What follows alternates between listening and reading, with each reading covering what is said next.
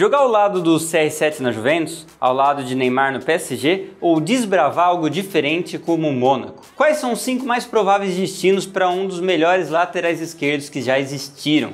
Hoje vamos falar de Marcelo. Olá, seja bem-vindo ao Futebol Brasil, eu sou Lucas Figueiredo e hoje é dia de Top 5. Vamos falar de Marcelo Vieira da Silva Júnior, lateral esquerdo, multicampeão e ídolo do Real e de todo brasileiro. A gente já sabe que o Marcelo não tem todo aquele moral de antes no Real Madrid, né? Mas são mais de 500 partidas oficiais, 22 títulos e 14 anos nos blancos. Acumula já 4 Champions League no currículo, o que não é um feito para qualquer um. Só que como todo ciclo chega ao fim, os dias dele vestindo o branco espanhol também chegam. Aos poucos vinha perdendo espaço entre os 11 iniciais e hoje já se tornou apenas uma segunda opção para a esquerda madridista. E o pior de tudo, ele é banco de Ferland Mendy. Nessa temporada até aqui foram apenas 6 jogos na La Liga e 1 jogo na Champions. E lógico, quando um craque desse nível se vê relegado a um substituto de luxo, a primeira coisa que vem à mente é a mudança de clube. Mas para onde? Então vamos às opções. Lógico que vamos falar da Juventus e seu parceiro inigualável Cristiano Ronaldo. Acho que essa é uma dupla que todos nós gostaríamos de ver de novo, antes da aposentadoria de qualquer um deles, né? Marcelo e CR7 do lado esquerdo foram um terror dos adversários por muito tempo durante a passagem por Madrid. Tabelinhas, jogadas ensaiadas, aquela sintonia que faz falta em alto nível de futebol, coisa que não vemos hoje, nem na Juve, nem no Real Madrid. Desde 2019 é discutida essa possibilidade, unir novamente os dois e dessa vez na Itália montar um time tão vencedor quanto antes. Sabemos que não vai ser a mesma coisa, né? Marcelo não rende o mesmo e Cristiano Ronaldo já joga mais centralizado do que na época de La Liga. Mas algumas coisas ajudam nessa direção e uma delas é a necessidade constante da Juve por um lateral esquerdo. Alex Sandro não tem ido mal, mas está bem abaixo de um nível de Champions League ultimamente. O problema aqui seria o valor da transferência e do salário. A Juventus não está tão folgada assim financeiramente, o robozão custa caro por mês e a pandemia afetou muito os cofres do clube. A possibilidade de não vencer o Scudetto na temporada 2021 piora ainda mais a situação, mas talvez é uma das possibilidades mais interessantes aqui. Já que estamos falando de Itália, vamos falar da Internazionale. A Inter de Milão não joga com 4 defensores, pelo menos não com Conte no comando, né? Isso é bom, já que Marcelo não é o melhor defensor que existe. Talvez atuar mais como um ala seja melhor para ele nesse momento da carreira. Um ala ou meia esquerda. E sim, para quem fala que ele não tem lugar no time, é só pensar que Ashley Young foi titular em mais da metade dos jogos nessa temporada, ou seja, Marcelo tem muito lugar nesse time.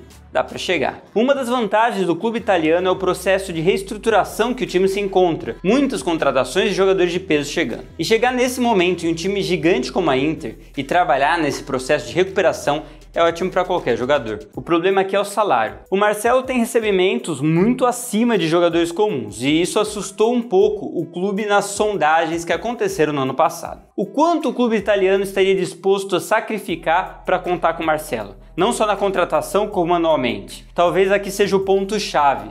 Só vendo mais pra frente.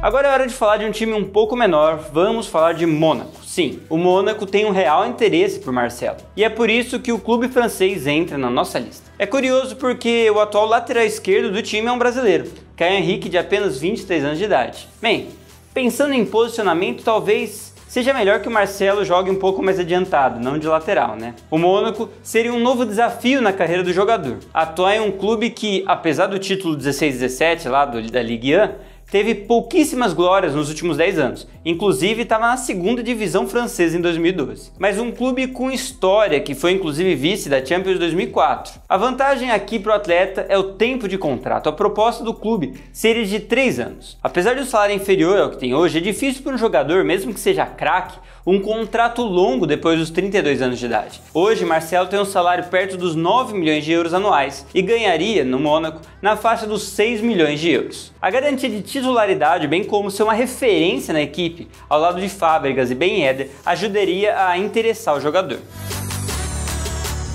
E falando de França, vamos falar de PSG. Sim, PSG. Porque afinal o PSG sofre com laterais, né? Encontrou Florenzi recentemente e Bernat no lado oposto, mas isso pode mudar. A situação de Bernat na equipe não é certa ainda. O jogador foi vinculado por várias vezes a uma ida ao Barcelona, além de ter sofrido muito com lesões nos últimos meses. O time como um todo é de alto nível, tipo nível vice de Champions, e o Marcelo seria uma aquisição e tanto para a equipe. A vantagem de ter novamente um craque de altíssimo nível para jogar do seu lado, quem sabe não traz de volta o Marcelo que brilhava com a camisa do Real, né? O PSG não tem problemas em relação a salário. A questão principal nesse caso seria o contrato curto, que o PSG faz com muita frequência, além de não ser desejo do clube francês gastar com contratações agora. Então talvez só em 2022. Mas você já imaginou aqui se o Sérgio Ramos e o Marcelo vão pro PSG?